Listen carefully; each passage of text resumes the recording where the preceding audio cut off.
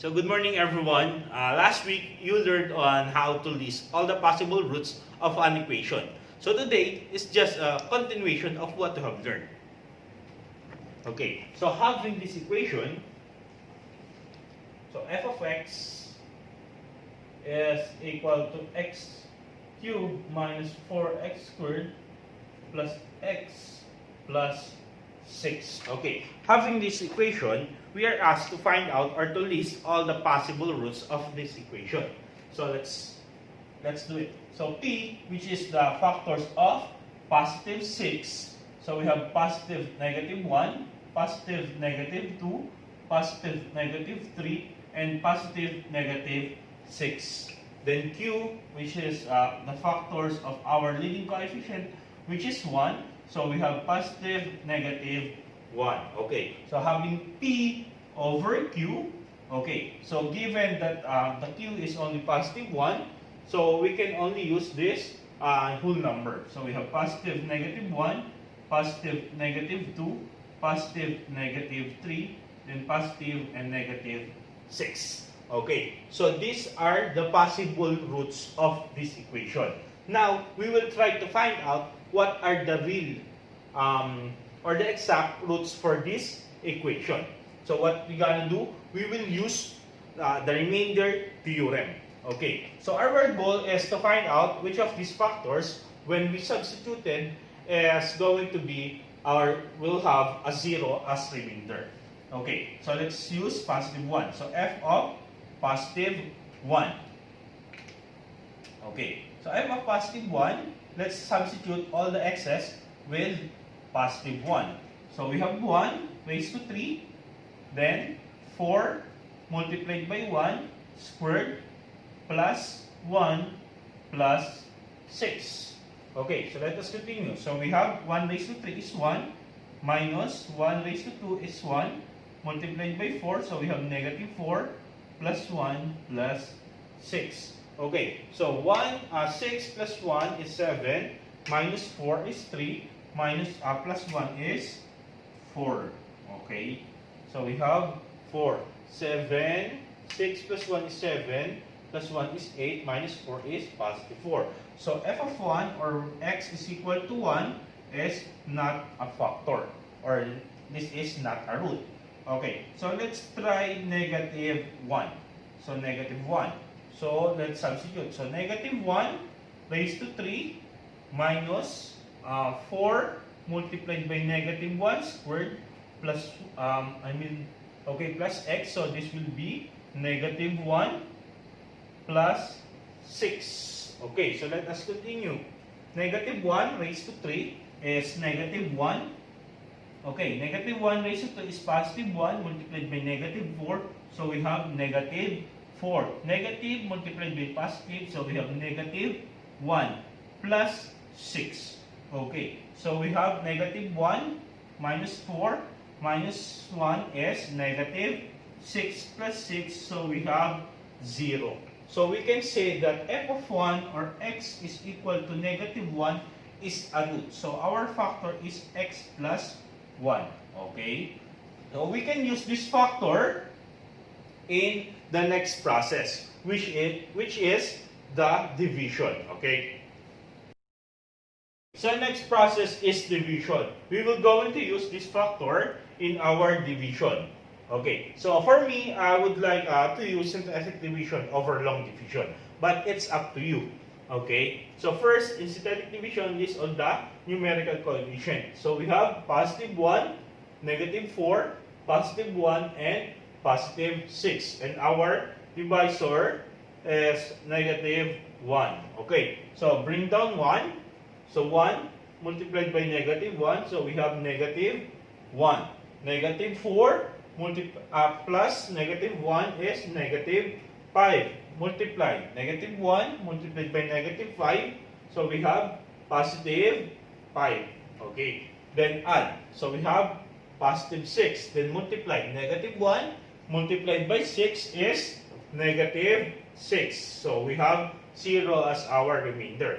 Okay. So we're going to give this numbers their literal coefficients. So x raised to 1 is our degree in our divisor, and our degree for our dividend is 3. So let's just subtract it. So we have x squared minus 5x plus 6. Okay, as you can see, no, we can easily factor this out. No. Okay, so let's factor this out. The factor of x squared is x and x. Okay, so factors of 6 is 3 and 2. So negative. We have negative in the middle, so we have negative 2 and plus a negative 3. So these are the factors of this equation. So we have x minus 2 multiplied by x minus 1, then multiplied by x plus 1. Okay, so these are the factors. So the roots are x. Okay, so equate this to 0 is equal to 0. Then x is equal to 2. Then x is equal to 3. Then x is equal to negative 1. So these are the roots of this equation. Okay. So let's have another example. But first, take down notes of these roots. Later on, we will going to plot these points. Okay. So we have x is equal to 2, x is equal to 3, and x is negative 1. Okay.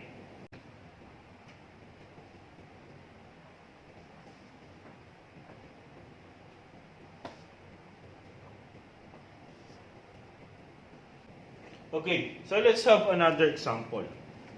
So we have f of x is equal to 4x cubed plus 16x squared plus 9x minus 9. Okay, so given this equation, first we need to list all the possible roots of this equation. So p, which is the factors of the constant, so we have positive negative 1, we have positive negative 3, we have positive negative 9. Okay, then q. Okay, so factors of the leading coefficient. So we have positive negative 1, positive negative 2, then positive negative 4. Okay, so P over Q, we have, okay, let's start with 1. So 1 over 1, 1 over 2, 1 over 4. So we have positive negative 1, we have positive negative 1 half, we have positive negative, 1/4. Okay. Then 3. So we have positive negative 3, positive negative 3 halves, then positive negative 3/4. Okay. The next.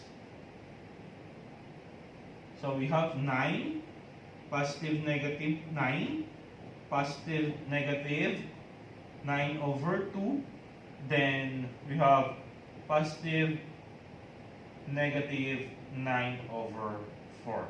Okay, so before we started or trying by using the whole number. So for now, let's try to let's start with a fraction which is positive or negative 1/2. Okay, so I'll start with f of positive 1/2. Okay, so is equal to, let's substitute all the x's with 1/2. So 4 multiplied by 1/2 raised to 3 plus 16 multiplied by 1/2 squared plus 9 multiplied by 1/2 minus 9. Okay, minus 9. Okay, let's proceed. So 1/2 raised to 3 is 1/8 multiplied by 4, so we have 4 over 8. Plus 1/2 raised to 2 is 16 multiplied by 1/4. Okay. Next is equal to multiply. So 9 over 2 minus 9. I'm sorry. So this is addition. Okay. So plus 9 over 2 minus 9. Okay, so let us proceed. So we have, this is 1/2 plus 16 over 4, or we can just simply simplify this. So this is 4, right? So 16 over 4 is 4 plus 9 over 2 minus 9. Okay, so let's first add the fraction. So we have 10, so 9 plus 1 is 10 over 2, or this is 10 over 2 is 5, right? So let's change this to 5. Plus whole number, we have 4 minus 9. So 5 plus 4 is 9 minus 9 is 0. So we can say that f of 1/2 or x is equal to positive 1/2 is a root. So factor is x minus 1/2. Okay.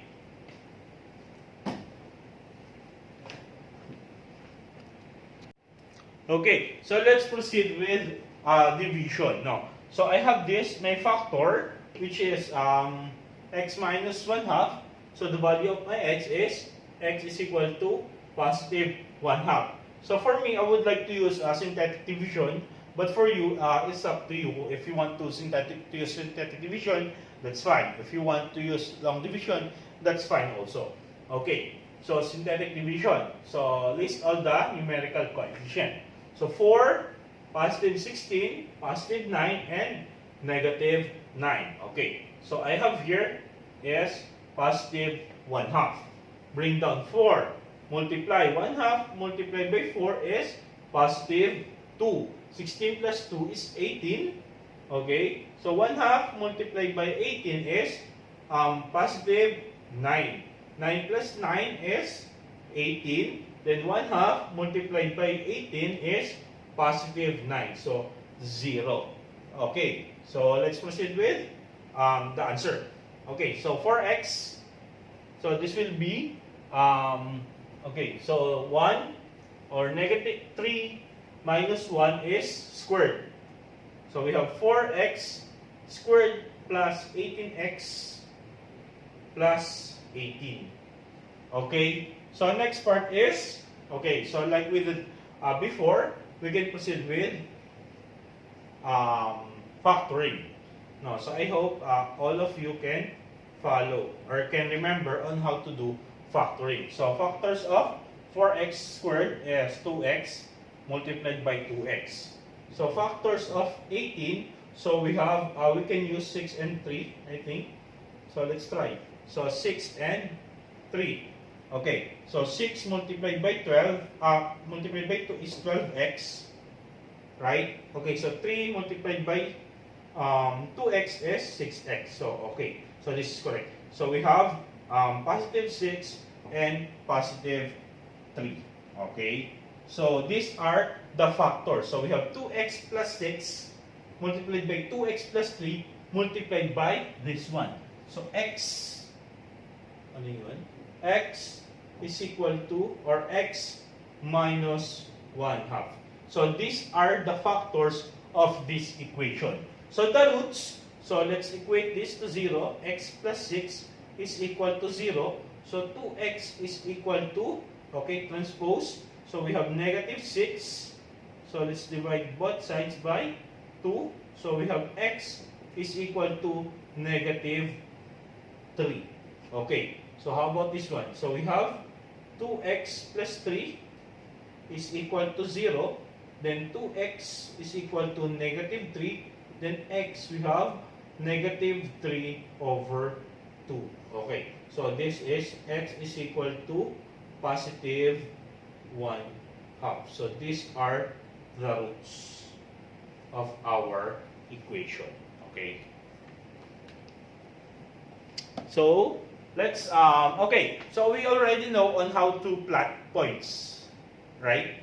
Okay. So how about in this equation? We will try to plot these points. Okay. So let me just erase this.